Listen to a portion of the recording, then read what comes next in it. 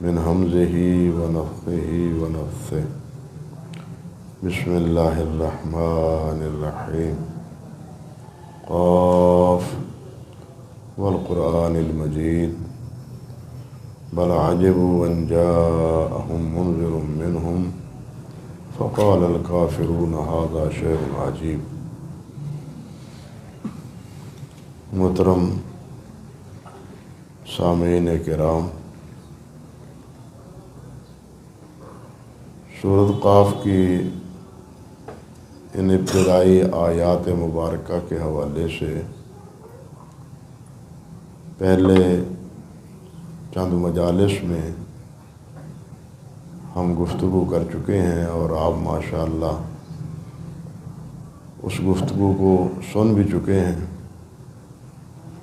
اللہ ذوالجلال والاکرام ہمیں اسی طرح قرآن مجید سننے اور سنانے کی توفیق مرحمت فرماتا رہے، اور پھر اس پر عمل کرنے کی بھی اللہ تعالی ہمیں توفیق بخشے۔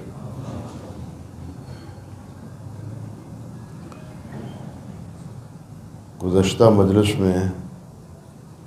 میں نے حضرت عمر فاروق رضی اللہ تعالی عنہ کی ایک حدیث کا تذکرہ کیا تھا، جس میں انہوں نے نبی کریم صلی اللہ علیہ وسلم کے اس فرمان کا تذکرہ فرمایا ہے کہ ان اللہ یرفع بہذا اقواما ویضع بہ آخرین، کہ اس قرآن مجید کی بدولت کچھ لوگوں کو، کچھ قوموں کو اللہ ذوالجلال عروج عطا فرمائیں گے، عزت اور آبرو عطا فرمائیں گے، اور دوسروں کو جو اس پر عمل نہیں کریں گے، اس پر ایمان نہیں لائیں گے، ان کو پستیوں میں دھکیل دیں گے۔ اللہ اکبر کبیرہ۔ حضرات صحابہ کرام رضوان اللہ علیہ مجمعین کی زندگیاں وہ اس عمل کی بالکل شاہد ہیں، گواہ ہیں کہ انہوں نے قرآن مجید کی تعلیم پا کے اور نبی علیہ الصلوۃ والسلام کی صحبت اور آپ کے فیض سے مستفیض ہو کے باوجود قلت کے، افرادی قلت بھی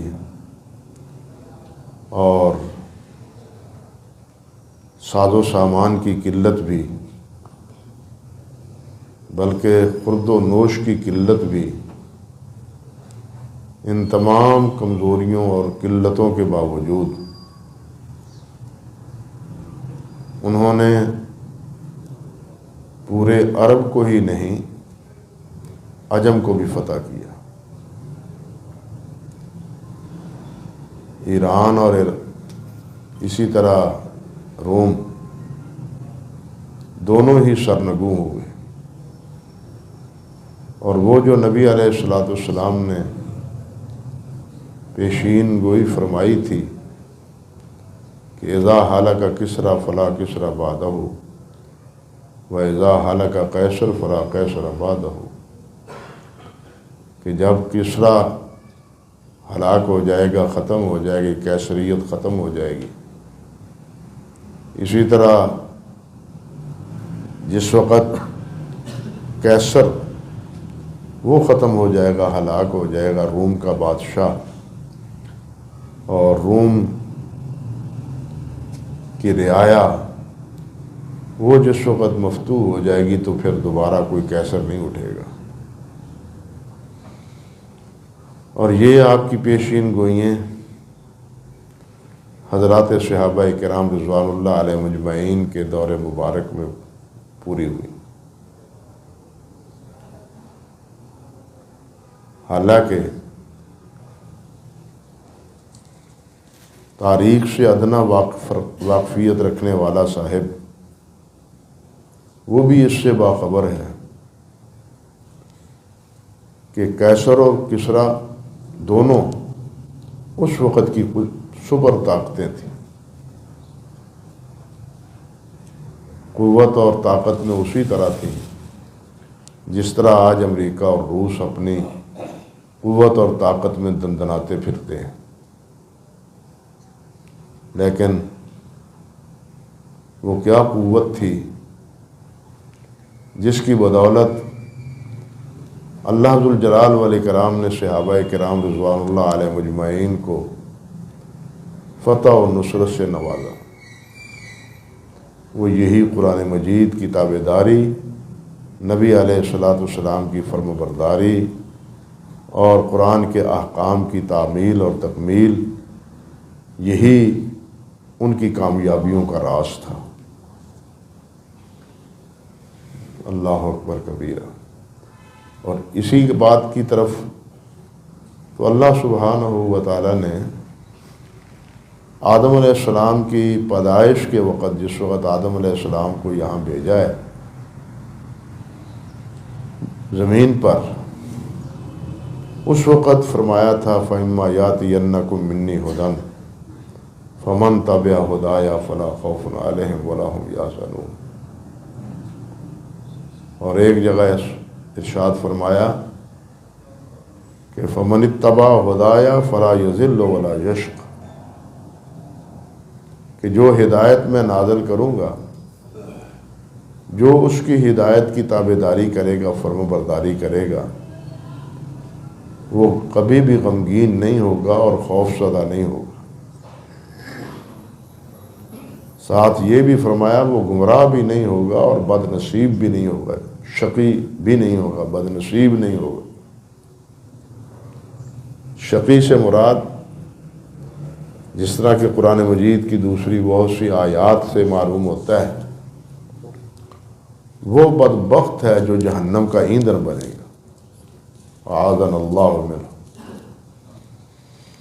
اس طرح کہ ایک جگہ اللہ سبحانہ و تعالیٰ نے فرمایا ہے فَذَكِّرْ إِن نَّفَعَتِ الذِّكْرَىٰ سَيَذَّكَّرُ مَن يَخْشَىٰ وَيَتَجَنَّبُهَا الْأَشْقَىٰ الَّذِي يَصْلَى النَّارَ الْكُبْرَىٰ ثُمَّ لَا يَمُوتُ فِيهَا وَلَا يَحْيَىٰ۔ اللہ فرماتے ہیں میرے نبی صلی اللہ علیہ وسلم ان کی نصیحت کیجیے، انہیں سمجھائیے،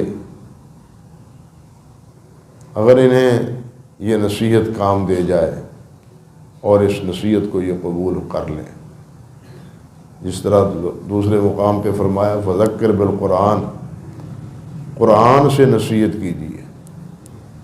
نبی علیہ الصلاۃ والسلام یہ نصیحت اور یہ تمام رہنمائی کی باتیں قرآن مجید ہی پڑھ کے بتلاتے تھے۔ اللہ اکبر کبیرہ۔ اور ساتھ فرمایا کہ جو خوف زدہ ہو گیا، ڈر گیا اللہ سبحانہ و تعالیٰ سے، وہ اس سے نصیحت پا جائے گا۔ سَيَذَّكَّرُ مَن يَخْشَىٰ وَيَتَجَنَّبُهَا الْأَشْقَىٰ، اور اس سے اجتناب کرے گا، دور رہے گا وہ جو بدبخت ہوگا۔ اشقا وہی لفظ ہے جس کے بارے میں پہلے میں نے عرض کیا کہ اللہ تعالیٰ نے فرمایا فَلَا يَضِلُّ وَلَا يَشْقَىٰ، فرمایا وَيَتَجَنَّبُهَا الْأَشْقَىٰ الَّذِي يَصْلَى النَّارَ الْكُبْرَىٰ، جو بڑی آگ میں جھونک دیا جائے گا۔ اللہ اکبر کبیر۔ فَلَا يَمُوتُ فِيهَا وَلَا يَحْيَىٰ، نہ وہ اس میں زندہ رہے گا نہ وہ مرے گا، موت و حیات کی کشمکش میں ہمیشہ رہے گا۔ یہ کتنی اذیت ناک اور کتنی تکلیف دہ صورت ہو۔ دیکھیے، ہم مانتے ہیں کہ اللہ تبارک و تعالی ہر چیز پہ قادر ہے، ہر چیز پہ قادر ہے۔ اللہ متضاد چیزوں کو جمع کرنے پر بھی قادر ہے۔ باقی آیات یا باقی دلائل سے قطع نظر اسی کو دیکھ لیجیے کہ جو کافر ہوگا، فرمایا لا یموت فیہا ولا یحییٰ، ورنہ جو آدمی جہنم وہ آگ جو اس دنیا کی آگ سے 70 گنا زیادہ سخت ہوگی۔ اس آگ میں کوئی انسان داخل ہو جائے، قدم رکھے یا کوئی اپنا عضو اس میں رکھ دے تو وہ جل کے راکھ بن جاتا ہے۔ لیکن وہ جہنم، وہ آخرت کا یہ عذاب، یہ اس دنیا کی آگ سے بھی 70 گنا زیادہ ہوگی، جس طرح نبی علیہ السلام نے وضاحت فرمائی۔ اللہ اکبر کبیر۔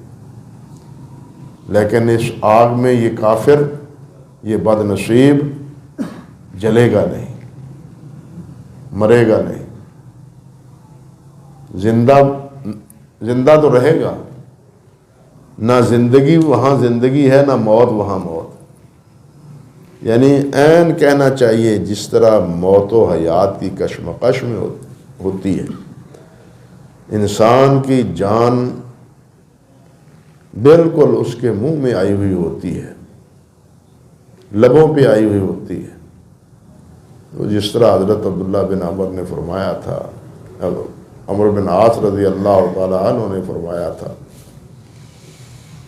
اللہ اکبر کبیرہ، کہ میں کسی ایسے ذہین آدمی سے پوچھنے کی کوشش کروں گا جو موت و حیات کی کشمکش میں ہو کہ اب تمہاری کیفیت کیا ہے۔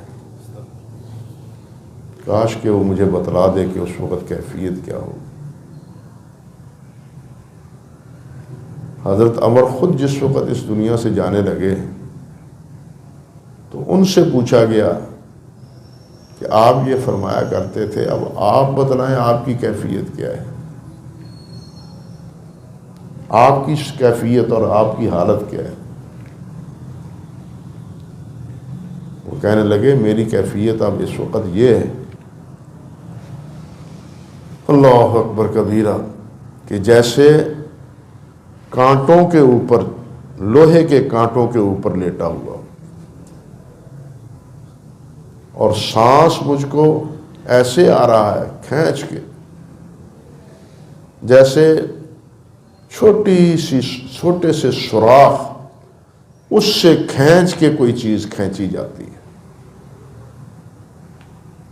یعنی بڑے تکلیف دہ صورت میں، ایک طرف تو پورے جسم میں ایسے ہے جیسے کانٹے چبھے ہوئے ہیں لوہے کے، اور دوسری طرف کیفیت یہ ہے کہ جیسے ایک چھوٹے سے سوراخ سے انسان سانس لے تو اس کے سانس لینے کی کیا پوزیشن ہو۔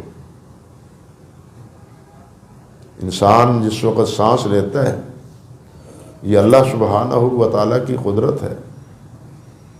آپ جانتے ہیں کہ سانس لینے والی یہ نالی یہ تو اتنی موٹی، لیکن اس کے پیچھے غذا کھانے والی نالی جو ہے وہ چپکی ہوئی ہے، کھلی ہوئی نہیں ہے، وہ چپکی ہوئی ہے۔ جب غذا چبا کے انسان نیچے اگلتا ہے، نیچے بھیجتا ہے، تو تب وہ نالی جو ہے نا وہ کھلتی چلی جاتی ہے۔ یہ قدرت کا نظام ہے۔ سانس چونکہ انسان کی زندگی کا اولین ذریعہ ہے، اس لیے اس کو آسان سے آسان تر اللہ نے بنایا ہے۔ یہ کتنی موٹی اور کتنی کھلی نالی ہے جس سے ہم سانس لیتے ہیں، اور اس سانس کی نالی میں اگر کوئی معمولی سی چیز بھی شامل ہو جائے تو انسان سانس نہیں لے سکتا، پھر اس کو اتھو آ جاتا ہے، ہچکی آ جاتی ہے، چھینکیں شروع ہو جاتی ہیں۔ یہ کیفیت ہے، نظام قدرت ہے یہ۔ لیکن یہی سانس والی نالی یہ اس وقت تنگ ہو جاتی ہے، جو اتنی کھلی ہے وہ تنگ ہو جاتی ہے۔ اس کو کھولا بھی اللہ نے ہے اور اس کو تنگ بھی اللہ ہی کرے گا۔ اللہ محفوظ فرمائے، اللہ آسانی فرمائے۔ اللہ اکبر کبیرہ۔ تو یہاں فرمایا لا یموت فیہا ولا یحیا، نہ وہ وہاں مرے گا اور نہ زندہ رہے گا۔ انسان جس وقت انتہائی پشیمانی میں مبتلا ہو تو کہتا ہے یہ زندگی بھی کیا زندگی ہے، اس سے تو موت بہتر ہے۔ انسان کہتا ہے یہ زندگی کیا زندگی ہے، اس سے تو موت بہتر ہے۔ اور وہ موت کو طلب کریں گے، کہیں گے کہ موت آ جائے، لیکن موت نہیں آئے گی۔ اتنی شدید جہنم میں، دوزخ میں ہوتے ہوئے بھی ان کو موت نہیں آئے گی۔ یعنی جہنم اللہ کے حکم سے ان کو ایسی کیفیت میں مبتلا کرے گی کہ نہ وہ زندوں میں نہ مردوں میں، نہ وہ زندوں میں نہ وہ مردوں۔ اللہ معاف فرمائے۔ اس لیے اللہ تعالیٰ قادر ہے، ہر چیز پہ قادر ہے۔ اللہ تعالیٰ کے لیے کوئی انہونی چیز جو ہے نا وہ انہونی نہیں ہے، وہ ہمارے لیے انہونی ہے۔ اللہ جو چاہتے ہیں کرتے ہیں، جو چاہتے ہیں حکم فرما دیتے ہیں۔ یہی جہنم ہی ہے نا، کہ اسی جہنم میں اللہ ذوالجلال والاکرام نے ایک درخت اگایا ہوا ہے۔ اس درخت کو یہ جہنمی کھائیں گے، اس کا پھل یا اس کی کہنا چاہیے کہ اس کی کچھ تراوت، تازگی وہ چبائیں گے اور کھائیں گے، جس کے بارے میں علماء کہتے ہیں کہ وہ تھوہر کا درخت ہو۔ حالانکہ جہنم میں تو آگ میں تو کوئی چیز نہیں رہتی، جو چیز بھی ہو وہ جل کے بھسم ہو جاتی ہے۔ اور قرآن مجید میں اللہ ذوالجلال والاکرام نے یہ بات فرمائی بھی ہے کہ یہ کافر، یہ مشرکین اس جہنم کے درخت پر مذاق اڑاتے ہیں کہ دیکھو جی آگ میں درخت، یہ عجیب بات ہے، آگ میں درخت۔ ان کے لیے یہ بات بڑی ہی تعجبناک تھی، لیکن ہم کو پتہ نہیں تھا کہ وہ جس مالک نے اس آگ کو بچایا ہے وہ کوئی لات اور عزا نہیں ہے، مالک الملک ہے۔ تمہارے لات اور عزا تو کچھ کر نہیں سکتے، بے اختیارے ہیں، نہ بول سکتے ہیں، نہ جا سکتے ہیں، نہ کسی کو اس کی زندگی سنوار سکتے ہیں، نہ بگاڑ سکتے ہیں۔ لیکن جو مالک الملک ہے اس کے تو اختیار میں سب کچھ اس کے اختیار۔ دنیا کے بادشاہ، وہ بادشاہ تو ہیں، حکمران ہیں، لیکن کنٹرول نہیں ہے۔ وہ مالک الملک وہ ہے جس کا ہر چیز پر کامل کنٹرول ہے، اور اس کی مرضی کے بغیر کوئی چیز حرکت بھی نہیں کر سکتی۔ وہ ایسا مالک۔ اللہ اکبر کبیرہ، اللہ اکبر کبیر۔ تو اس مالک نے اس وقت فرمایا تھا کہ جو اس ہدایت کی تابعداری کرے گا فلا یضل ولا یشقی، وہ نہ گمراہ ہوگا، نہ بد نصیب ہوگا، نہ جہنم کا ایندھن بنے گا، بلکہ جنت میں جائے گا۔ اور ساتھ یہ بھی فرما دیا فلا خوف علیہم ولا هم یحزنون، ان پر کوئی خوف نہیں ہوگا، غمگین نہیں ہوں گے، وہ خوف و خطرہ محسوس نہیں کریں گے۔ ان کے دلوں میں صرف اللہ کا خوف ہوگا، کسی اور کا کوئی خوف نہیں ہوگا۔ ان کے دلوں میں اللہ کا ڈر ہوگا، ان کے دلوں میں دنیا کے کسی بڑے سے بڑے کا ڈر نہیں ہوگا۔ یہی حقیقت۔ صحابہ کرام رضوان اللہ علیہ مجمعین وہ کسی خطرناک سے خطرناک مرحلے سے بھی خوف زدہ نہیں ہوئے، کسی خطرناک مرحلے میں خوف زدہ نہیں ہوئے۔ بھوکے رہ کے بھی انہوں نے قرآن مجید کی اس تعلیم پر عمل کیا ہے اور اس کو اپنے لیے شاہراہ بنایا ہے۔ اسی لیے وہ کامیاب اور کامران تھے۔ اور آج ہم جو پستیوں میں دھکیلے گئے ہیں، اس کی وجہ بھی اللہ نے یہی بتلا دی کہ تم نے قرآن مجید کو چھوڑ دیا۔ میرے کلام سے رہنمائی لینا چھوڑ دی۔ قرآن مجید کے ساتھ یہ وابستگی جس کی جتنی زیادہ ہوگی اس کو اتنی ہی اللہ سبحانہ و تعالیٰ کی طرف سے سعادتیں اور اللہ رب العزت کی عنایتیں اور اللہ رب العزت کی کرم نوازیاں اس پر ہوں۔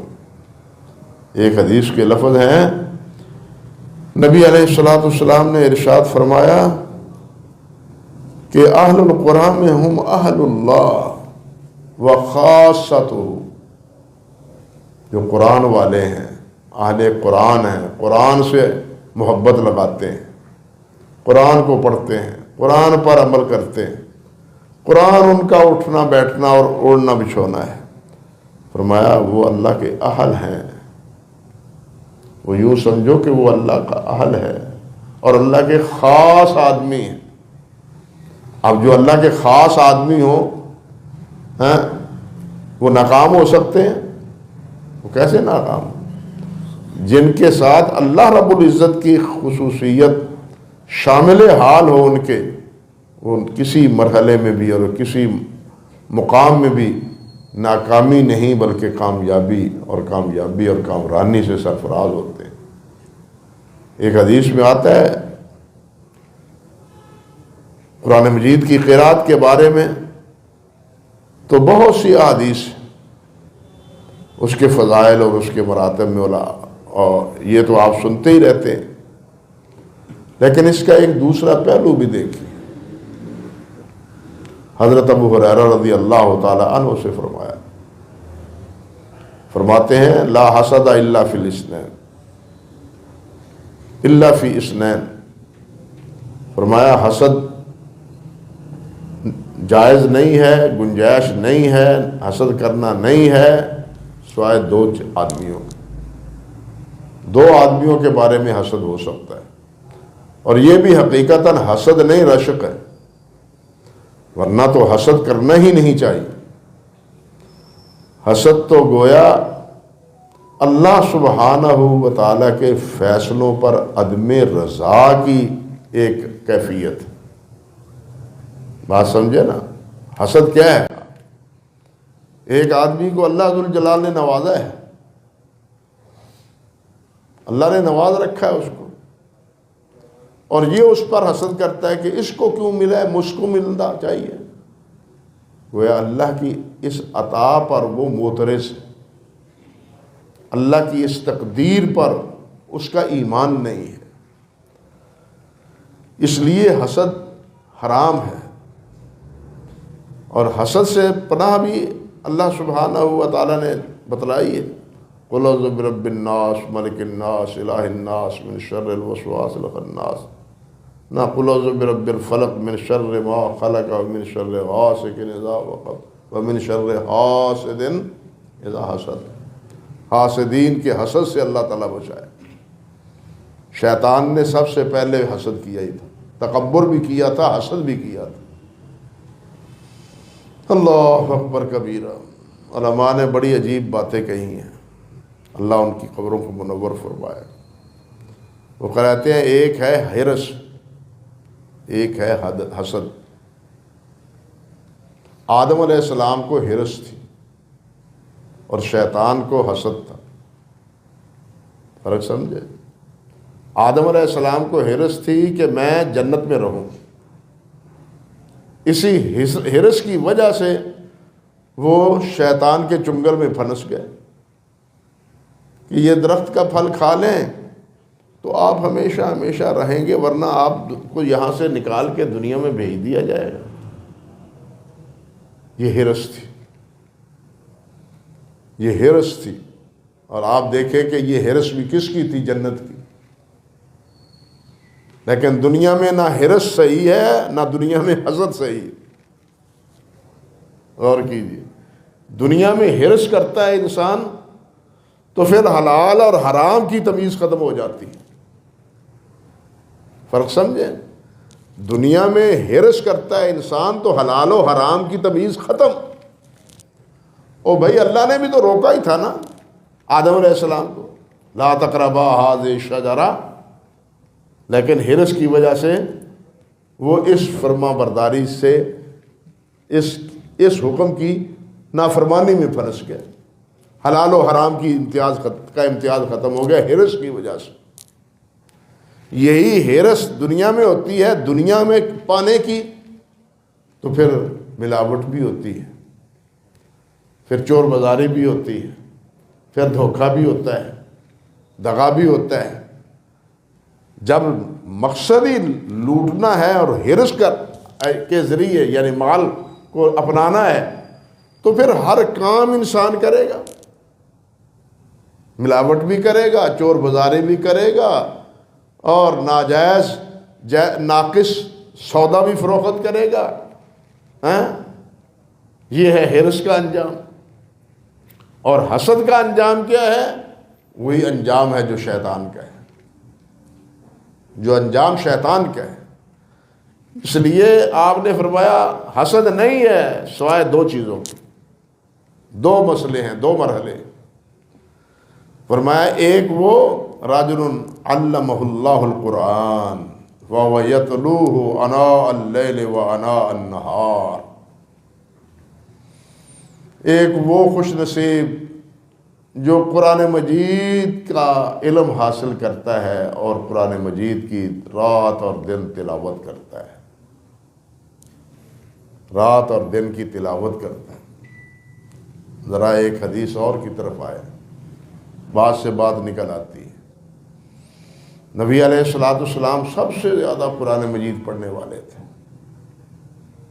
سب سے زیادہ قرآن مجید پڑھنے والے، سب سے زیادہ عبادت گزار، سب سے زیادہ سخی، اور سب خوبیوں میں جتنی بھی خوبیاں ہیں ان میں سے سب تمام تر خوبیاں بتمام و کمال نبی علیہ السلام میں جمع تھی۔ لیکن اس کے باوجود بھی آپ دیکھیں، آپ کی ایک دعا پر غور کریں ذرا، دعا کی اور کیسے کی۔ اللہ اکبر، اللہ اکبر، اللہم انی عبدک وابن عبدک وابن امتک ناصیتی بیدک ماض فی حکمک عدل فی قضاؤک، اللہم انی اسألک اللہم انی اسألک باسم سمیت بہ نفسک او علمتہ احدا او انزلتہ فی کتابک او استأثرت بہ فی علم الغیب عندک۔ اب یہ ساری باتیں کہنے کے بعد ذرا غور کیجیے، میں بندہ ہوں تیرا، تیری باندی کا بندہ ہوں، تیرے بیٹا ہوں، تیرے بندے کا بیٹا ہوں، میں سوال کرتا ہوں تیرے ان تمام اسماء کے واسطے سے جو اسماء کسی کو آپ نے تعلیم دی ہے، جو اسماء کتابوں میں نازل کیے ہیں، جو اسماء جن کو آپ ہی جانتے ہیں، کوئی نہیں جانتا۔ سوچ لیں، ہم تو کہتے ہیں سب کچھ ہی جانتے ہیں، ہمارے ہاں عقیدے معروف یہ ہیں کہ سب کچھ جانتے ہیں، ما کان و ما یکون کا علم رکھتے، لیکن آپ فرماتے ہیں کہ ان اسماء کے واسطے سے استأثرت بہ فی عند نفسک، کہ ان اسماء کو آپ نے اپنے پاس ہی چھپا کے رکھا ہے، اس کا بھی اظہار اپنی مخلوق کے سامنے نہیں کیا۔ ان تمام وسائل کے بعد پھر ہے تو کیا ہے؟ اللہم اجعل القرآن ربیع قلبی وجلاء حزنی وذہاب ہمی وغمی۔ یا اللہ میرے دل کو قرآن کی بہار بنا دے، میرے دل کے لیے قرآن کو میرے دل کی کیا بنا دے؟ بہار بنا دے، میرے غم دور ہو جائیں، میری فکریں دور ہو جائیں، اور مجھے آخر میں یہ لفظ ہیں وَارْزُقْنِي تِلَاوَتَهُ آنَاءَ اللَّيْلِ وَأَطْرَافَ النَّهَارِ، جیسے اس حدیث میں کہ مجھے یا اللہ رات کے اطراف میں بھی اور دن کے اطراف میں بھی اس کی تلاوت کی توفیق مرحمت فرمائیے۔ جو سب سے زیادہ پڑھنے والے ہیں وہ پھر بھی سب سے اللہ ذوالجلال والاکرام سے اندازہ کیجئے کہ کن الفاظ سے اپنی عبدیت کا اقرار اور اعتراف کر کے اس قرآن مجید کے پڑھنے کی اللہ سے دعا کرتے ہیں۔ وَارْزُقْنِي تِلَاوَتَهُ آنَاءَ اللَّيْلِ وَأَطْرَافَ النَّهَارِ۔ یہاں بھی وہی بات ہے کہ ایک وہ ہے علمہ القرآن فَهُوَ يَتْلُوهُ آنَاءَ اللَّيْلِ وَأَطْرَافَ النَّهَارِ وَآنَاءَ النَّهَارِ فَسَمِعَهُ اللہ اکبر جَعَلَهُ فَقَالَ لَيْتَنِي أُوتِيتَ مِثْلَ مَا أُوتِيَ فُلَانٌ۔ ایک آدمی نے سن لیا کہ وہ یہ اتنا قرآن پڑھتا ہے، تو کہتا ہے یا اللہ مجھے بھی اتنا پڑھنے کی توفیق عطا فرما دے، مجھے بھی اسی طرح قرآن صبح و شام قرآن سے میرا تعلق جوڑ دے، میرا قرآن سے تعلق یا اللہ جوڑ دے، یہ تعلق ٹوٹنے نہ پائے، رات کو بھی دن کو بھی جس طرح یہ پڑھتا ہے میں بھی اسی طرح پڑھتا رہوں۔ اللہ اکبر کبیر۔ ورجل آتاہ اللہ مالا، ایک وہ ہے جس کو اللہ نے مال دیا ہے، فَهُوَ يُنْفِقُهُ فِي الْحَقِّ، اور وہ حق کی جگہ پر خرچ کرتا ہے، نہ حق کی جگہ پر خرچ نہیں کرتا۔ شرط یہ ہے مال کو حق کی جگہ پر، جہاں خرچ کرنے کا اللہ اور اللہ کے رسول نے حکم دیا ہے وہ حق ہے، جہاں اللہ اور اللہ کے رسول نے حکم نہیں دیا وہ سب ناحق جو بھی ہے، وہ شادیوں کی صورت میں ہو، وہ ختم و درودوں کی صورت میں ہو، وہ چڑھاووں کی صورت میں ہو، وہ سب ناحق۔ جو مال خرچ ہو رہا ہے سب ناحق، وہ خرچ جو حق پر خرچ ہو رہا ہے، اللہ کی راہ میں خرچ ہو رہا ہے، اللہ کی خوشنودی کے لیے خرچ ہو رہا ہے۔ اللہ اکبر کبیرہ۔ تو وہ کیا کہتا ہے؟ فقال رجل لیتنی اوتیت مثل ما اوتی فلان فعملت مثل ما یعمل۔ تو کاش مجھے بھی اللہ تعالیٰ مال عطا فرمائے، میں بھی اسی طرح حق کے راستے میں مال کو خرچ کروں، یہ نہیں کہ اس کو کیوں دیا ہے، یہ حسد ہے، اس کو یا اللہ مجھے بھی دے، مجھے بھائی اگر اللہ نے اس کو دیا ہے مجھے بھی دے دے، اللہ کے خزانوں میں کمی آ جائے گی؟ ہاں بھائی اس کو دیا ہے اللہ تعالیٰ نے، تو ہم اپنے لیے بھی مانگیں، اس کو اللہ نے توفیق دی ہے پڑھنے کی، علم کی، قرآن مجید کے ساتھ وابستہ رہنے کی، تو ہم اپنے لیے بھی دعا کریں اللہ ہمیں بھی یہ توفیق عطا فرما دے۔ حسد باوجود کہنے کا مقصد یہ تھا کہ حسد کی کوئی گنجائش نہیں ہے، لیکن دو مرحلے ہیں جس کے بارے میں، ایک مرحلہ وہ ہے جو قرآن مجید کو شب و روز پڑھتا ہے، اس کے ساتھ اپنا تعلق جوڑے ہوئے ہے، اور ایک وہ ہے جو اللہ کا دیا ہوا مال حق کی راہ پر خرچ کرتا ہے۔ وہاں تو کہہ سکتا ہے، دوسرے مقام پر حسد کی کوئی گنجائش نہیں ہے، اس سے پناہ مانگنی۔ اسی طرح نبی علیہ السلام سے مروی ہے، حضرت عبداللہ بن عمر بن عاص رضی اللہ تعالیٰ عنہما فرماتے ہیں، یقال لصاحب القرآن اقرأ ورقہ ورتل کما کنت ترتل فی الدنیا۔ قیامت کے دن اللہ ذوالجلال فرمائیں گے کہ پڑھو اور اوپر اٹھتے پرواز کرتے چلے جاؤ۔ اللہ اکبر کبیرہ، پرواز کرتے چلے جاؤ۔ جس طرح ایک اور مقام پر اللہ تعالیٰ نے فرمایا نا کہ یہ قرآن کے حفاظ اور قرآن کو پڑھنے والے ما سفرہ کرام بررہ، وہ فرشتوں کے ساتھ محو پرواز ہوں گے قیامت کے دن، فرشتوں کے مال کرام البررہ، باعزت اور بڑے